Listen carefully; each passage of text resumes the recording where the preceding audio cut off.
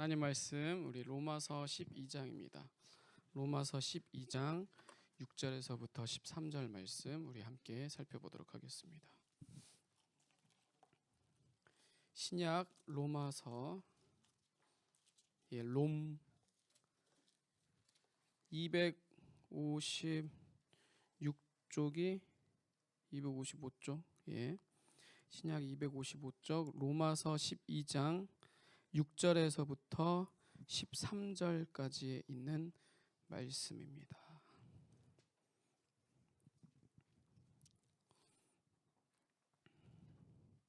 우리 한 절 한 절 같이 교독하고요. 마지막 13절 함께 읽도록 하겠습니다. 6절입니다. 우리에게 주신 은혜대로 받은 은사가 각각 다르니 혹 예언이면 믿음의 분수대로,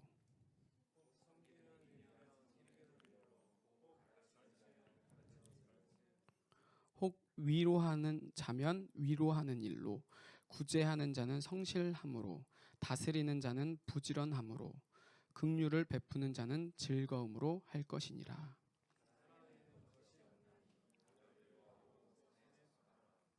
형제를 사랑하여 서로 우애하고 존경하기를 서로 먼저 하며,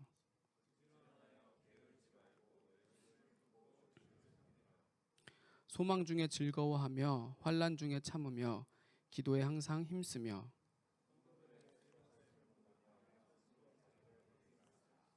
아멘.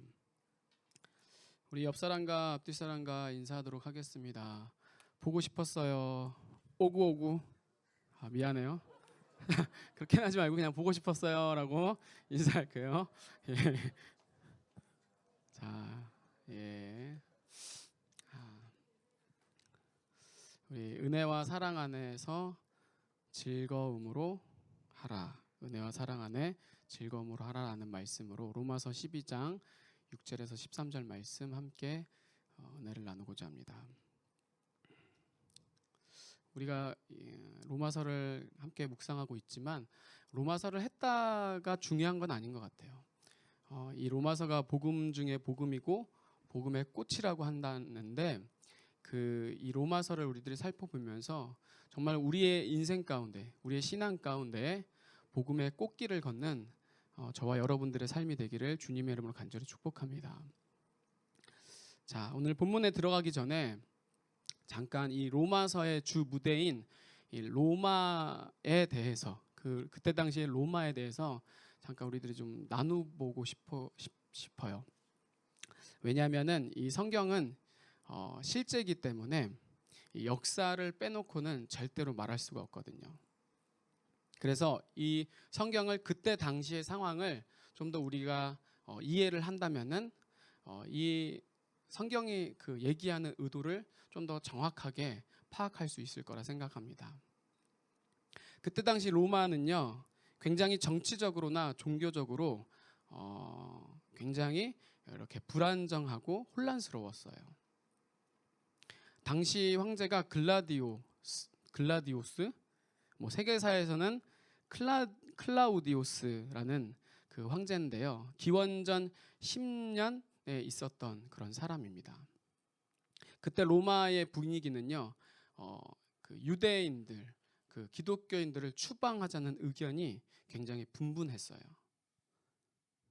왜냐하면은 그때 당시 예수는요, 듣보잡이었어요. 완전히 이단이었어요. 그런데 자꾸만 기독교인들이 크리스토스라고 하면서 전하고 사람들을 선동을 하는 거예요. 그리고 이 글라디오가 황제이긴 하지만 굉장히 정권이 불안정했습니다. 그래서 정권 유지하는 것도 사실 힘든데 자꾸만 기독교인들이 자기들끼리 소란과 분란을 일으키니까 이참에 잘 됐다. 아예 이 기독교인들을 추방하자라고 해서 이제 추방을 하게 됩니다. 그런데 그 중에 유대인들, 로마에 있는 유대인들, 기독교인들뿐만 아니라 신앙이 돈독했던 이방인들, 로마의 기독교인들까지도 함께 추방을 당하는데 그 대표적인 예가 바로 브리스길라와 아굴라라는 사람이에요. 그래서 그 브리스길라와 아굴라는 고린도에서 쫓겨나서 이 로마서를 저술한 사도 바울을 만나게 되죠.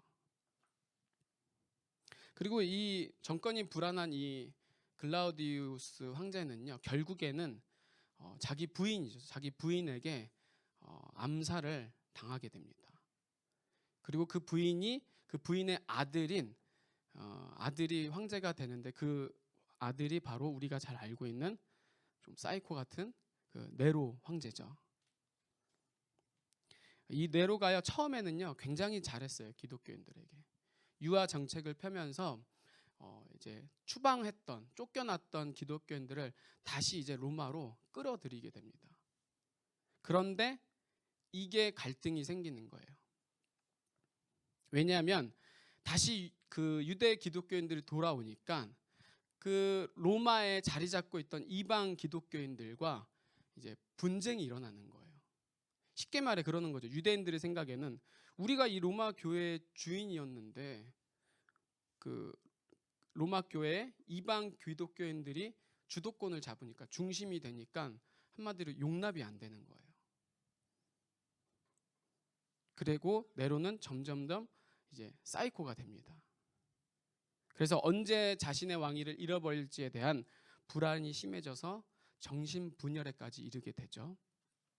그리고 그 두려움으로 인하여서 자기 어머니를 이제 살해를 하게 됩니다. 왜냐하면 네로 생각엔 그런 거예요. 내 아버지도 죽인 사람이 아들인 나를 못 죽이겠어? 그래서 이 어머니는 자신을 세운 아들에 의해서 비참한 죽음을 맞이하게 됩니다. 그리고 네로는 이제 더 미치광이가 돼서 밤마다 음란하고 아주 더러운 파티를 여는 거예요. 그리고 예수 믿는 사람들을 원형 경기장에 넣고 이제 사자의 밥이 되게 만드는 거죠. 그래서 여러분, 이 로마서에 쓰여질 당시에 나는 그리스도인입니다라는 이 고백은요, 정말 감옥과 죽음을 각오해야 하는 아주 심각한 고백이었어요. 그런데 일부 기독교인들은 죽더라도 나는 기독교인입니다라는 고백을 전혀 서슴지 않았다라는 거예요. 그러니까 여러분, 사실 이 고백은요, 우리에겐 별건 아니고 간단하지만 이 로마서에 담긴 고백은 자기의 목숨과 자기의 생명, 모든 것을 담아낸 아주 중요한 고백이었다라는 거예요. 그리고 이 네로는요, 이제 자기의 그 천재적인 예술적 감각을 포장을 해서 그 로마 시내에 방화를 일으키게 되죠. 그리고 이 방화 주범이 네로나는 것이 탄로나는 게 이제 겁이 나니까 그 방화죄를 누구에게? 그리스도인들에게 이제 떠넘기는 거예요. 그래서 이제 그때부터 로마 교회에 이제 심한 박해가 시작이 됩니다. 이로 인해 교인들이 하나씩 무너지는 거예요. 정말 예수를 믿는 것이 과연 무엇일까? 끊임없는, 끝나지 않는 이 박해와 죽음뿐인가? 이 소식에 바울이 한 번도 보지 못한 로마 교인들에게 뭔가 도울 길이 없을까라고 편지를 쓴 것이 바로 오늘 우리들이 계속해서 묵상하고 있는 이 로마서 말씀입니다. 그래서 여러분, 우리는 성경을 우리의 삶과 동떨어지게 생각하는 경향이 없지 않아 있지만 성경은 결코 그렇지 않다라는 거예요. 역사적인 근거와 사실에서 정말 우리의 삶 가운데 쓰여진 책이라는 거죠. 자, 그래서 바울이 로마서를 쓰게 된 첫 번째 이유는 흔들리는 이 기독교인들을 위해서, 그리고 복음의 가치 혼란을 느끼는 그리스도인들에게 다시 바른 복음을 들려줘야겠다. 이것이 1장에서부터 11장의 말씀의 내용입니다. 이 로마서에서 바울은요, 복음, 복음이라는 단어를 썼어요. 사실 이 복음이라는 단어는요, 기독교인들이 먼저 썼던 단어는 아니에요. 이 로마 궁궐에서 가이사 황제의 그 뒤를 이을 아기가 태어났을 때 복음이다라는 단어를 썼습니다. 그리고 그 황제가 그 나라를 위한, 백성들을 위한 정책을 펼칠 때에도 복음이라라는 단어를 썼습니다. 그런데 이 로마 제국의 복음은요, 식민지 국가에는 아주 재앙에 가까운 부당하고 잘못된, 편협된 복음이었어요.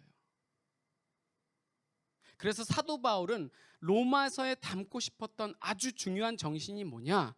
바로 완전한 그리스도의 복음. 시대와 민족과 나라를 뛰어넘는 누가 들어도 기쁜 소식이라는 거예요. 그래서 바울은 로마서에서 모든 인류에 대해서 유죄를 선언합니다. 그 유죄를 전제로 어떻게 하면 우리들이 살 길이 있을까? 그 길이 예수 그리스도의 복음이라고 제시를 하는 거죠.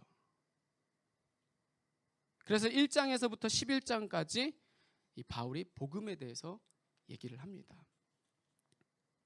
그리고 그때 당시 로마에 팍스로마 많이 들어봤죠. 평화의 로마라는 그런 단어죠. 그런데 이 로마가 만들어낸 평화는요, 그 힘으로 짓누르는 평화예요. 진정한 평화가 될 수 없는 거죠. 지난주 제가 주님에 대한 개념도 아주 짧지만 함께 나눴지만, 이 로마 시대 때 이 주는요, 그 황제를 가리키는 단어였어요. 황제를 얘기를 할 때 로드, LOLD, 로드, 그 주인, 주님, 또는 자기 황제를 가리켜서 신이라고 불리게 했죠. 그래서 이 바울이 로마에서에서 자꾸만 로마 제국과 그리스도를 비교를 하는 거예요. 로마가 주는 복음, 로마가 주는 평화, 로마에 주는 모든 사람의 좋은 소식이 절대로 될 수 없다. 오직 참된 평화, 참된 복음, 참된 주인은 예수 그리스도의 자기의 죽음을 통해 하나님과 인간을 온전하게 화목시키는 것이 진짜다라고 얘기를 하고 있는 거예요. 그래서 완전한 복음, 완전한 평화는 오직 누구를 통해서? 예수 그리스도를 통해서만이 가능하다라는 거예요. 그래서 이 로마서를 통해 우리가 살펴볼 수 있는 것은 이 복음을 들은 자, 또 예수님을 나의 그리스도요 주 하나님을 믿는 모든 자들의 삶에는 결코 내 힘도, 그 능도 아닌 이 말씀을요, 우리의 힘으로는 도저히 불가능한 말씀입니다. 그런데 내 안에 그리스도가 계시면, 내 속에 복음이 들어오면 우리는 예수 그리스도와 같이 살아가게 된다. 이것이 로마서 얘기하는 진정한 복음의 내용이라는 거예요. 자, 그래서 로마서에서 얘기하는 우리가 이제 살펴볼 두 번째 주제는요, 가장 큰 주제는 이 몸이라는 단어예요. 몸. 우리 12장 1절 말씀을 보면은, 제가 이게 잘 안 되거든요. 예, 감사해요. 첫 단어를 보면 뭐라고 합니까? 너희 몸을 하나님이 기뻐하시는 거룩한 산 제물로 드리라. 복음이라는 것은 반드시 나타나게 되어 있다라는 뜻이죠. 복종, 강제, 억압이 아니라 예수를 알면, 그를 만나면, 그를 믿으면 순종하고 싶어진다라는 거예요. 이것이 15장부터 우리들이 앞으로 이제 15장까지 살펴볼 두 번째 주제예요. 그리고 마지막은 그 복음으로 살아낸 사람들, 복음의 열매. 그래서 16장에는 정말 추천하고 싶은 신실한 하나님의 사람들, 그 공동체를 얘기를 합니다. 여러분, 뭐든지 그렇잖아요. 미술이든 음악이든 영화든 모든 주제는 결국에는 사람이 됩니다. 물론 미술에 풍경화도 있고 여러 가지가 있겠지만 항상 사람이 주제된 작품이 오랜 세월이 지나도 명작이 되더라고요. 마찬가지로 로마서 마지막 장도 결론에는 그 많은 사람들의 이름이 나오는 이유는 뭐냐? 이 복음은 숨길 수가 없다. 반드시 드러나게 된다. 누구를 통해서? 우리를 통해서.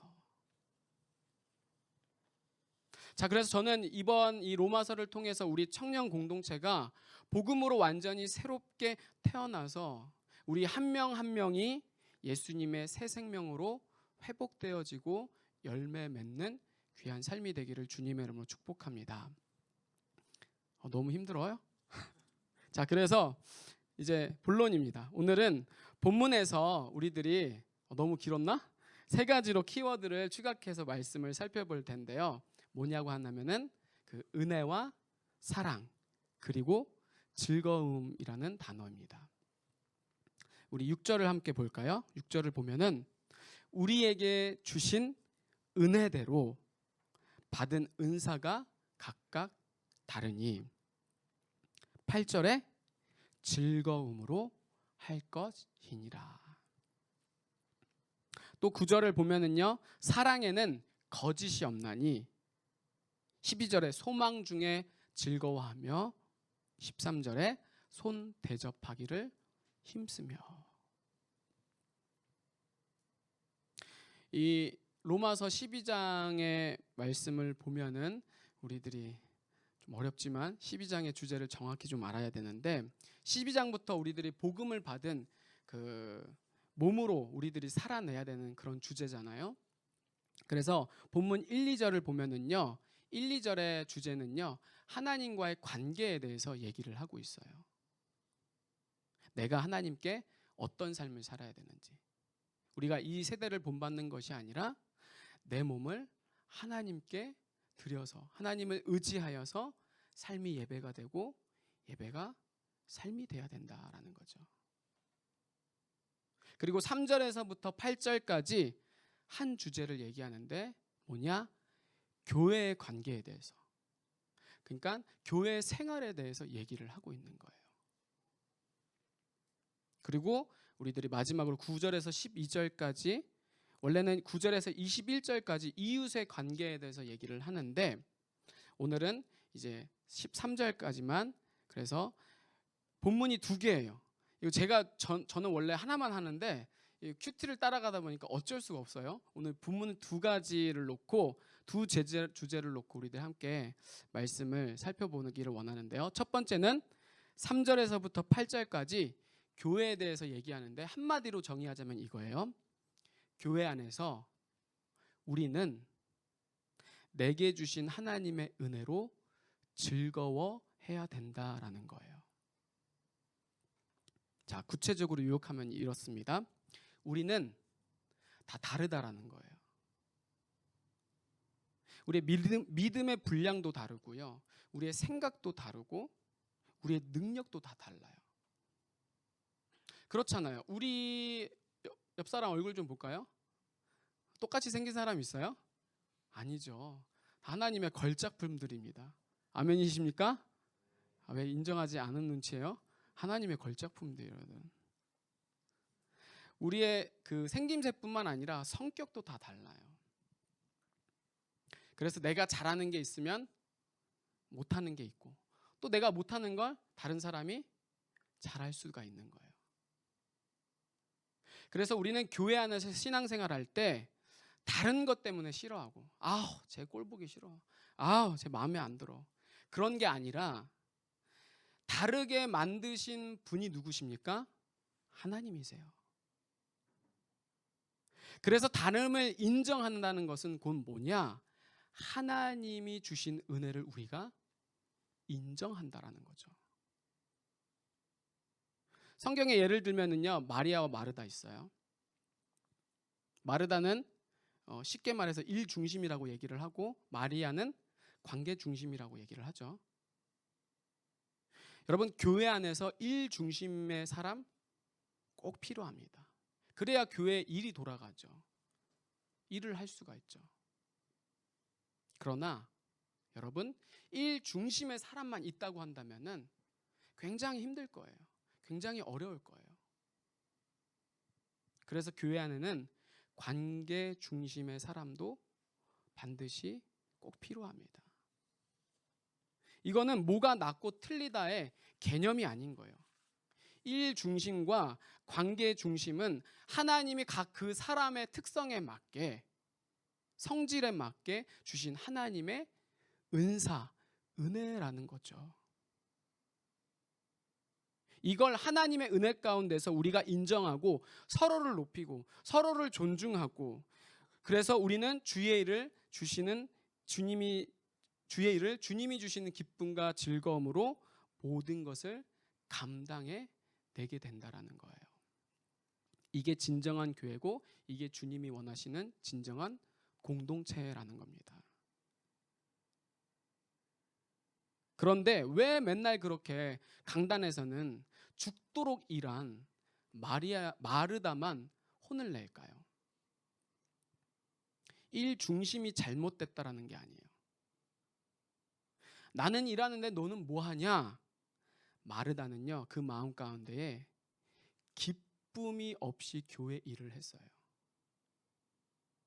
다름을 인정하지 않았다라는 거죠. 그리고 그 마음에 원망과 짜증, 그 마음에 주님이 계셔야 되는데 다른 것이 있었다라는 거죠. 그래서 예수님은 마리아가 관계 중심이어서 칭찬한 게 그런 게 아니라, 받은 은혜, 받은 사명, 받은 재능과 능력이 다 누구에로부터 온 것을 인정하라는 거예요. 내가 선택한 게 아니잖아요. 여러분들 잘하는 거, 남들보다 특출난 거, 내가 원해서 그렇게 된 겁니까? 아니에요. 하나님이 우리에게 일방적으로 주신 거예요.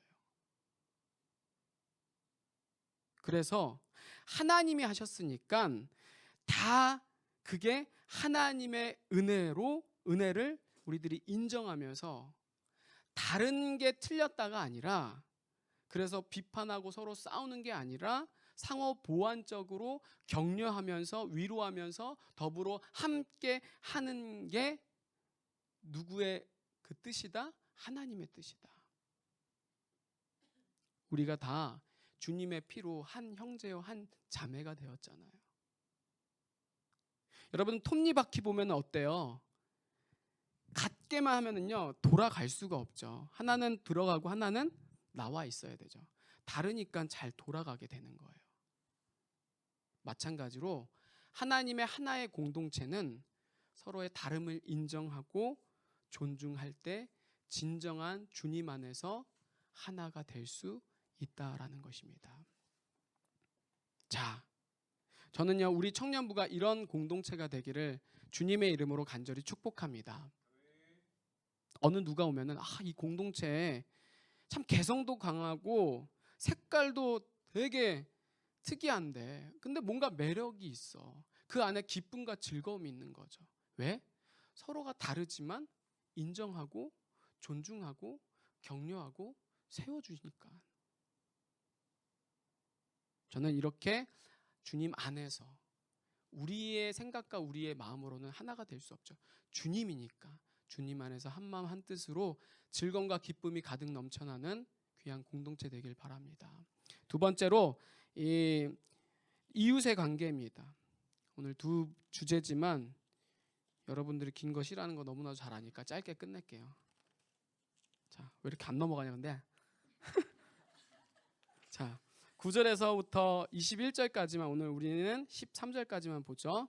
이 말씀에는 우리 그리스도인들이 이 이웃에게는 과연 어떻게 해야 되는지에 대해서 성경은 얘기하고 있습니다.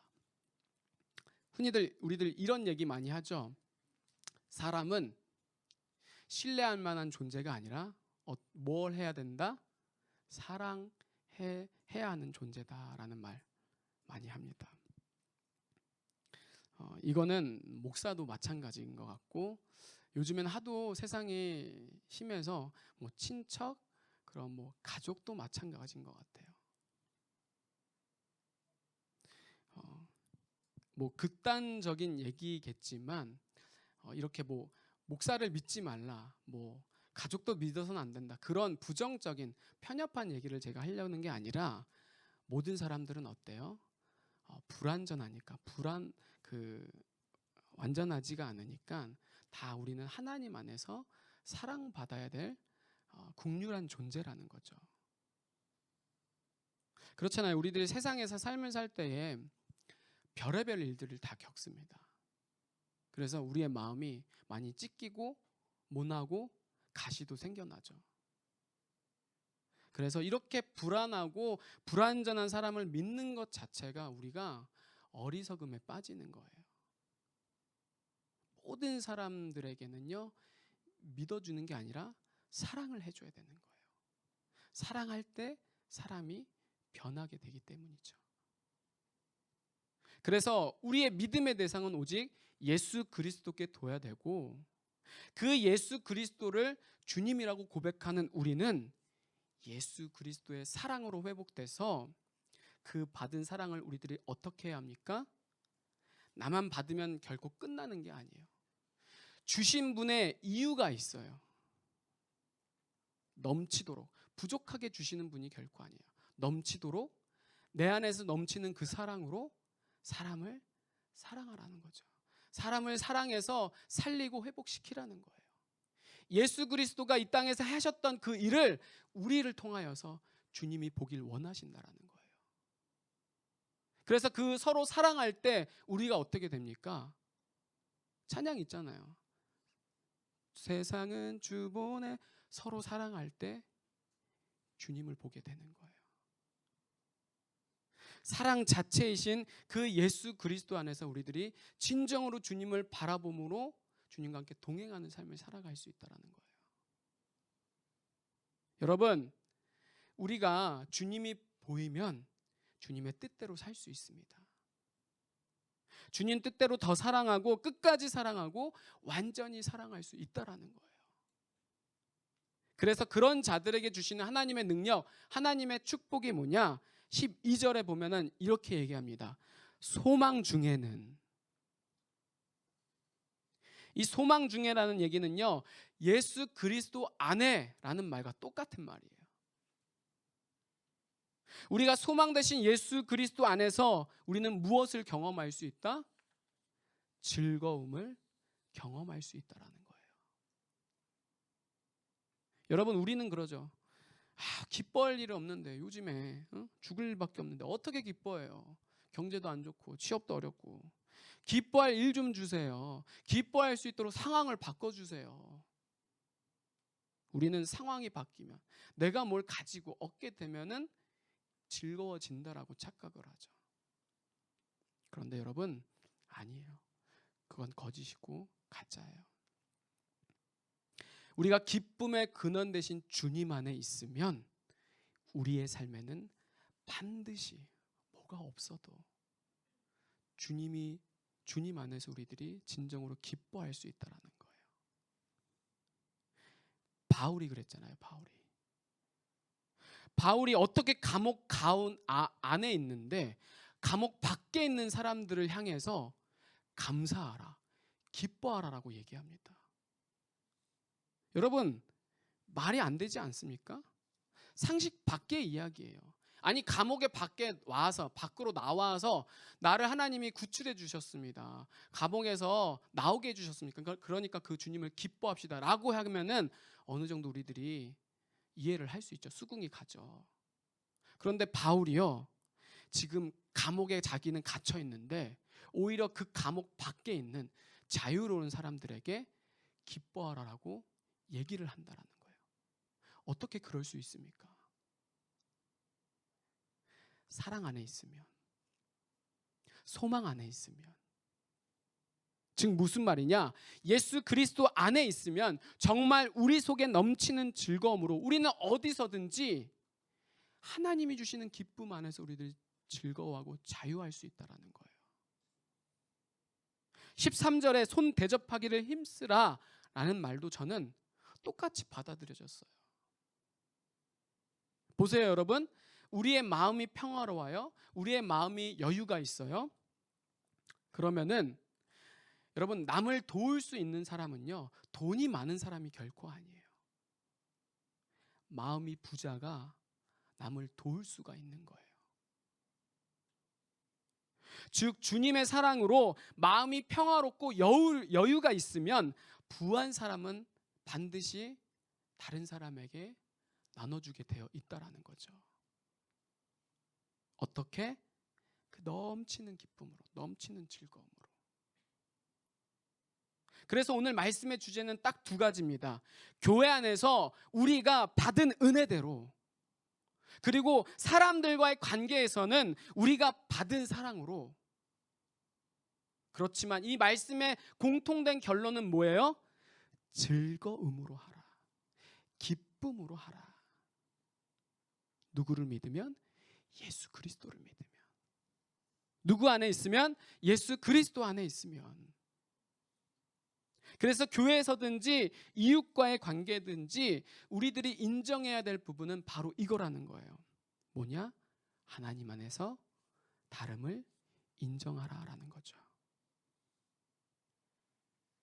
하나님이 부족한 나를 이곳에 부르셔서 하나의 완전한 공동체로 이루길 원하신다라는 그 주님의 마음을 우리들이 깊이 알아야 된다라는 거예요. 그래서 우리는 무슨 일이 있어도 뭐 하는 거예요? 주님 안에서 감사하고 기뻐하는 거죠. 저는 우리 청년 공동체가 이 예수님으로 인한 즐거움이 넘쳐나게 되기를 주님의 이름으로 간절히 축복합니다. 또한 이웃에게는 힘껏 주 안에서 사랑하는 우리들이 되었으면 좋겠습니다.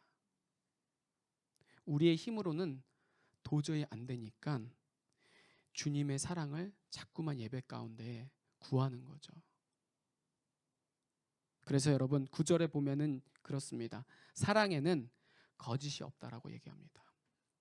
성경이 얘기하는 사랑은요, 우리들이 아는 뭐 그런 내 마음대로 왔다 갔다 하는 그런 사랑이 아니라 예수 그리스도의 사랑, 완전하고 온전하신 사랑을 얘기하는 거예요. 우리 예수님이 그랬잖아요. 정말 진실되게 우리를 사랑했어요. 순수하게 사랑했어요. 그래서 뭐 두 마디 하는 것도 없이 단번에 십자가에서 우리에게 그 진실한 사랑을 보여주신 거죠. 그래서 우리 이 공동체가 주님 안에서 기쁨과 즐거움이 넘쳐나는 은혜의 공동체, 사랑의 공동체가 되기를 주님의 이름으로 간절히 축복합니다. 우리 다 같이 찬양팀 나올까요? 우리 찬양하도록 하겠습니다.